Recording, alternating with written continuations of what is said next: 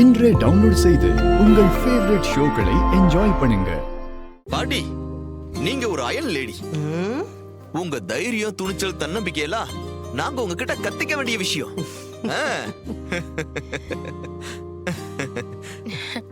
அக்கா, அம்மா எப்படி இருக்காங்க? இன்னும் என் மேல கோவமா தான் இருக்காங்களா? ஏய், அது என்ன ஒரு நாள்ல சரியாகிற கோவமா? கொஞ்சம் கொஞ்சமா தான் அவங்க கோவம் குறையும். அது வரைக்கும் பொறுமையா தான் இருக்கணும்.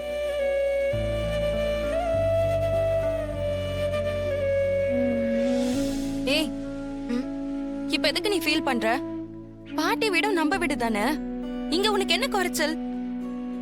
சொல்ல போனா நம்ம வீட்ல இல்லாத சுதந்திரம் உனக்கு இங்க இருக்கு. அத நீ என்ஜாய் பண்றத விட்டுட்டு ஃபீல் பண்ணிட்டு இருக்க. நீங்க சொல்றது சரிதான்க்கா. ஆனா உங்களெல்லாம் பிரிஞ்சு இருக்கிறது தான் வருத்தமா இருக்கு. ஒரே இடத்துல நம்ம 4 பேரும் ஒன்னா இருந்து பழகிட்டோம். இப்போ தனியா இருக்கிறதுக்கு ஒரு மாதிரியா இருக்கு.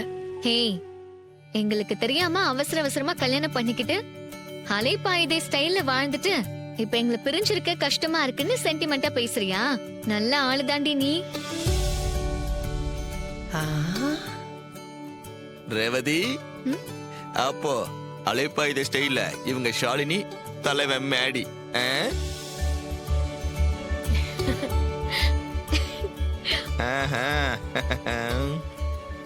என்ன முறைக்கிறாரு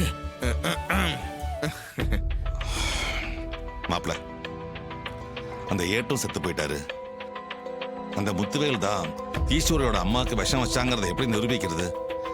அந்த ஏட்டோட சேர்ந்து உண்மையும் செத்து போச்சா? இல்ல மாமா, அவர் ஆதாரத்தை விட்டுட்டு தான் போயிருக்காரு. ஆதாரமா? என்ன ஆதாரம் மாப்ள? அவர் சாகிறதுக்கு முன்னாடி ஏதோ செல்போன்னு சொன்னாரு.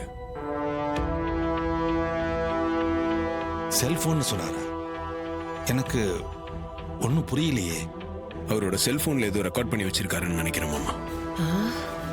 ஓஹோ, அப்ப அந்த செல்போன் எங்க இருக்கு மாப்ள? அதான் எனக்கும் தெரியல. அந்த போனை மட்டும் கண்டுபிடிச்சிட்டா எல்லா உண்மையும் வெளியே வந்துடும். சரியா? அந்த போனை எங்கன்னு கண்டுபிடிப்ப?